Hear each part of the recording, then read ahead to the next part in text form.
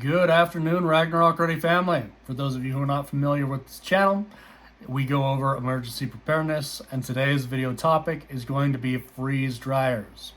Are they worth it? So, I've owned a Harvest Right medium-sized freeze dryer for about 2 years now. I'm going to go over a honest 2-year review of my own freeze dryer and whether or not it was a worthwhile investment. Before I jump into this, I will start off by talking in brief about what freeze drying is. I don't know the exact scientific process, names, I should say, and how everything works out, but you start off with the food, you put it into the freeze dryer, and then it starts off by, as the name implies, freezing the food. While it's freezing the food, it also activates a vacuum pump, which removes all of the ice, all of the frozen moisture from the food. Once that part of the process is complete, then it turns on a heater and then dries out that food that has again had all of that frozen moisture removed from it, hence freeze drying. Now, unlike your standard dehydration methods, freeze drying food, one of the neat things about it is it does preserve most, if not all, of the nutrient value of the food that was originally put into the freeze dryer. Something else that's really cool about freeze drying, say that you've got a batch of pasta, noodle dish, whatever, you decide to put in the freeze dryer. 6 months after you've had it freeze dried and you've got it in your Mylar bags, your cans, whatever, and then you decide to rehydrate it, cook it up, it will be just as good as the day as it was originally put in the freeze dryer and it came out. That's pretty neat.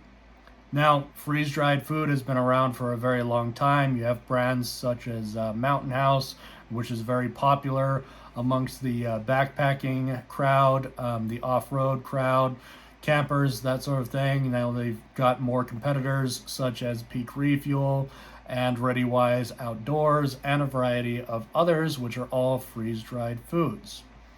Something that's really cool about owning your own freeze dryer is you do have control over the recipes, the quality of the ingredients, all that sort of thing. Most freeze-dried food brands out there kind of have just their own variant of dishes that every single one of the other brands have. You've got your biscuits and gravy, your breakfast skillets, of course the beef stroganoff, a variety of other pasta dishes, that sort of thing, and every single one of them basically does roughly about the same sort of menu entree items. So owning your own freeze dryer is pretty neat because you do have control over what exactly you want to do. You want to go buy some Olive Garden, freeze dry some spaghetti and meatballs, go for it. I've done it. Turned out absolutely great. Went and cooked it up. Was just as good as the day I bought it from Olive Garden. That's pretty neat. You can have Apocalypse Olive Garden. Heck, I've even done Panda Express, and that turned out pretty awesome. Videos on this channel. Go check it out. Anyways, that being said, I do want to talk about how freeze drying is an extremely time-consuming process. I work 10-hour days, 5 days a week, so I don't always have the most time to be able to attend to my freeze dryer, working in the middle of the day, a swing shift that then goes into sort of kind of a grave shift by the time that I'm done with it.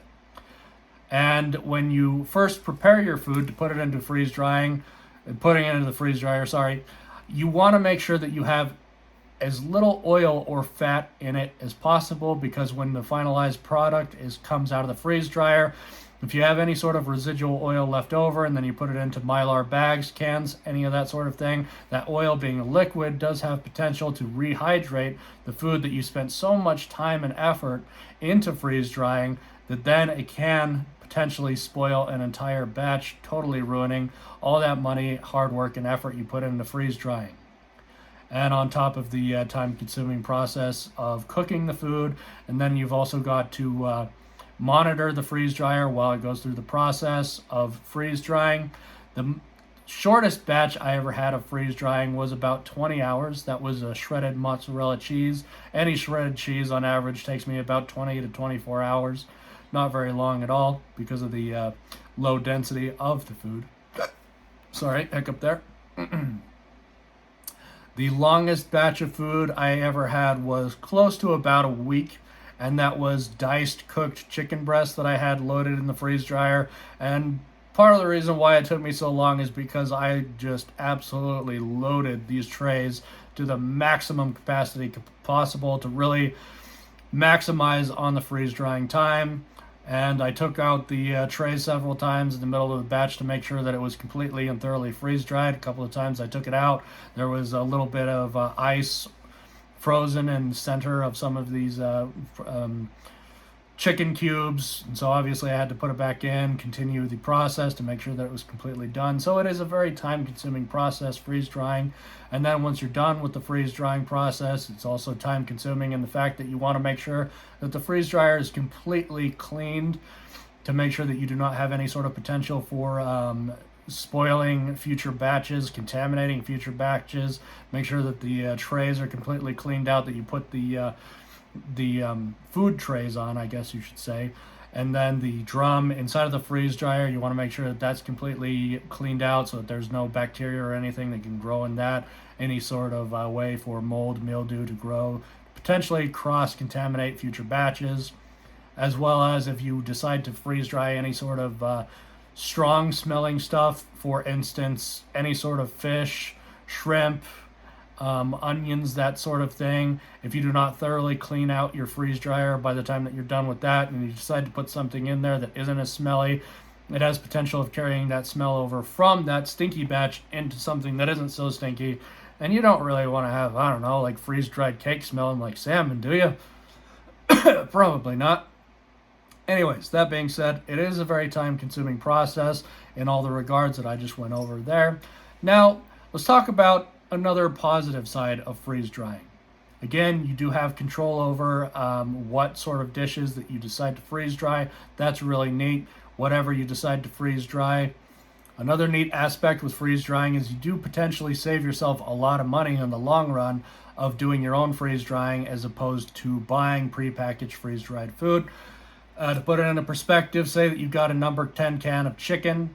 If I'm not mistaken, most average number 10 cans of chicken contain about 5 pounds of chicken, and that's going to run you anywhere between $60 to $70 for one number 10 can of freeze-dried chicken, whereas opposed to if you just go down to your local grocery store, buy 5 to 6 pounds of chicken, it's going to cost you, in today's economy, what is that, like $11 to $12?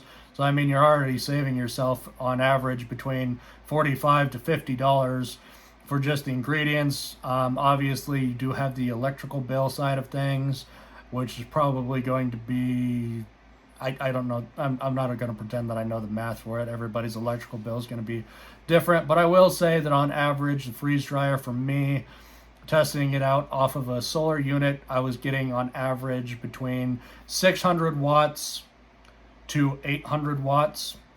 600 watts was with the freezing process with the vacuum pump going. 800 watts was with the vacuum pump with the heater going. And so, I mean, you can do your own math to figure out how much your electrical bill would be with that taken into consideration. There's a lot of other YouTube channels out there that do a lot of freeze drying that have already broken down the math, how much it's going to cost, that sort of thing, so I won't touch on that. I will say that my electrical bill has not gone up dramatically doing freeze drying, so it's something I'm comfortable with. One thing that I will say that I'm kind of surprised and disappointed in Harvest Right freeze drying units is they don't have any sort of app control whatsoever. I feel like that is a bit antiquated. I mean, especially where freeze dryers are pretty relatively new to consumers, at least. You wouldn't be able to buy a freeze dryer, I don't think, like 5 or 6 years ago. And so, again, I'm really surprised that they don't have any sort of app control where you can monitor to see how long you've got your particular batch in there, how much time that you might want to add to it, make sure that there's no errors that have popped up on the freeze dryer that you might need to go and manually be there for. It would be nice to have some sort of app control, app integration with the freeze dryer. So that's one thing that I will say that I'm slightly disappointed with, especially where, you know, I'm at work, come home, and I find out that there's a vacuum leak because I didn't have the door properly sealed on the gasket. That's something that surprisingly happens quite a bit. I mean, you have just like a small, like, might even be like completely naked to the visible eye, just tiny little crumb that gets on the gasket that can potentially break that seal, let air in from the outside, and then your batch has just been sitting there for hours. You might not even know, and it's not been going, it hasn't been freeze drying at all. So that's something also to take into consideration. You do want to be careful about that sort of thing when freeze drying. And again, with just your regular pantry foods that you can freeze dry, there is sort of a novelty business now that's arisen with freeze drying. You have more and more people who are freeze drying pretty much every single candy on the face of the planet and then reselling those. So, I mean, you can potentially start your own business with freeze drying. You do want to make sure that you check local laws. Most people will not be able to freeze dry any sort of animal produce, so eggs, chicken, beef, that sort of thing, unless you have an actual local government certified kitchen. I don't know exactly how that works because I don't resell all that stuff, but it is something that I've looked into just a little bit, and I know that you do need to have a certified kitchen in order to do that. Whereas for candy and fruits and vegetables, I don't believe that you need to have any sort of fancy certifications for that. Again, check with local law to make sure that you're not doing anything illegal. It's going to be different for everybody. But you can potentially start a business with freeze drying. Make a good little side hustle. Make some good money, especially in an economy like this. It'd be nice to have any sort of side business that you can, as well as your regular jobs. Great thing with freeze dryers having been around as long as they now have been, there's a lot of people who have run into issues and errors that there's so many different DIY fixes out there. There are so many different YouTube channels where you can go and see issues that they've run into that you might potentially run into and fixes to help prevent that from happening. One of the most common issues that you're going to run into is an insufficient vacuum. When I first bought my freeze dryer, I had to take it back to the manufacturer, Harvest Right. Luckily, I live in Utah where freeze dryers or Harvest Right freeze dryers are manufactured, so I had to drive down to Salt Lake after packing it up in the back of my pickup, take it in, and I think it was about 2 weeks before I got my freeze dryer returned to me. Unfortunately, there was a vacuum leak somewhere inside of the freeze dryer. I don't remember exactly where it was, but I mean, that is something that a lot of new freeze dryers unfortunately will run into, is there will be some sort of small little pinprick leak somewhere in the process of this closed loop system with the vacuum system, and sometimes the freeze dryers can compensate for it if it's a small enough leak. It gets down to a certain pressure level, and for the most part, most of the time, the freeze dryer will be able to compensate for any sort of tiny leak. However, if it's a bigger leak, it will not be able to do the process, so you're probably going to have to take your freeze dryer in to get it serviced. So that's kind of something to take into consideration as well. If you go look at any sort of reviews on Harvest Right freeze dryers, unfortunately, many of them are going to be tarnished reviews because of these vacuum leaks. So that's something to take into consideration. It's kind of a bummer to spend that kind of money on something that might not work right out of the box. I mean, it's a very heavy unit, so to take it and to set it up where exactly you want to set it up at, and then you go do a trial run without, cooking anything, all excited about, starting your journey into freeze drying, and then you find out it doesn't work and you've got to take it back. Again, luckily I live in the same state where they're manufactured, so it wasn't too big of a deal for me. However, if you live out of state, out of Utah, I don't know how that process would be. I imagine you'd have to get a hold of Harvest Right, and then they would probably have somebody from FedEx or whatever come and pick it up. That's just really time consuming. So it's something to take into consideration. So I've again owned this freeze dryer for about 2 years now, and I've done a lot of batches, not as much as I would like to, because again, I haven't really had a lot of time to do many of the batches. And then I've also got the money aspect of things, buying extra food on top of your regular grocery expenditures. That can be really expensive, and sometimes I just don't have the extra money to justify putting in extra batch into the freeze dryer, so sadly it does sit idle sometime. So that's something to also take into consideration. If you're looking into buying a freeze dryer, are you going to have the extra money to be able to put into batches to freeze dry it? Or would it be more worthwhile to just buy prepackaged freeze dried food, which again, that is really expensive. But if you think that you've got the time to put into freeze drying, then you could potentially save a lot of money freeze drying your own food. And again, you've got control over your own menu items. One other thing that's pretty neat about freeze dryers is you can potentially make your own health supplements. For me, I own an olive tree and I do plan on freeze drying the leaves in the future, grinding up the leaves and making my own olive leaf supplements. So that's something also that's pretty neat. You can potentially look into saving your own money, doing your own health supplements. You can make your own seasoning. You can make onion powder, garlic powder, that sort of thing, which allows you to have, control over a lot of different variables when it comes to cooking. Heck, you can even come up with your own customized seasoning that you might not be able to do otherwise. I've seen a video of a guy who freeze dried an entire hamburger, the bun, the burger patty itself, the lettuce, the onions, the tomato, the cheese, the entire burger. He freeze dried, grounded it up into a powder, and then he used that powder then as a seasoning for a burger. And I guess it was amazing. So, I mean, there's a lot of crazy things that you can do with the freeze dryers that a lot of people may not have thought about. And I've also seen this same channel also experiment with freeze dryers as far as they freeze dried a steak and then they rehydrated it with different types of liquids, which, I mean, theoretically could enhance the flavor of whatever you want to do. That's pretty neat as well.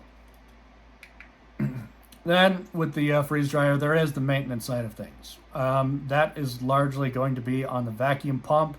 Periodically, you do need to do oil changes. The nice thing is the freeze dryer is smart enough, I should say, that it does keep track of how many batches that you've done as long as you haven't had a power outage. It does keep track of how many batches that you have done, and it will remind you when you do need to do a oil change or just simply filter out your oil. That's not really that big of a deal. If you do need to buy replacement oil, make sure that you buy Harvest Right vacuum pump oil. You don't want to just go down to like a local hardware store and pick up just any sort of vacuum oil that could potentially not be food grade, and I would imagine has the potential to contaminate your food with, I don't know, industrial chemicals. I don't know. So all in all, in kind of conclusion here, owning the freeze dryer for 2 years, I have saved a lot of money. At this point in time, I've got all the food storage that I need. I've got probably about 5 years worth of food for everybody currently living in my house. And at this point in time, I am just kind of more or less leaning towards like the novelty, just kind of, for fun sort of freeze drying menu items. Recently did Panda Express. That was fun. That was neat to do. It's not something that you need to have, but it's nice to have, some Panda Express, some Chinese food if Armageddon comes knocking on your door or whatever. Olive Garden did some pizza, that sort of thing. So all in all, I would say that having a freeze dryer is a worthwhile investment as long as you do take into consideration that it is a very time sensitive item. It is going to take you a lot of time to get through batches. If you are of the mindset that Armageddon or SHTF is going to be coming up anytime soon, then you might not want to look into buying a freeze dryer, and it might be more prudent just to buy a bunch of freeze-dried prepackaged foods. Mountain House, Nutrient Survival, I think, is another brand that you can buy just freeze-dried ingredients, chicken, beef, that sort of thing. And then obviously you want to make sure that you've got your rice, your beans, and that sort of thing already squared away. So all in all, I would conclude that having a freeze dryer is a worthwhile investment with all of those things taken into consideration. Now, if you enjoy this sort of content, please like, comment, subscribe, and share. Until next time, folks, this is the Ragnarok Ready family.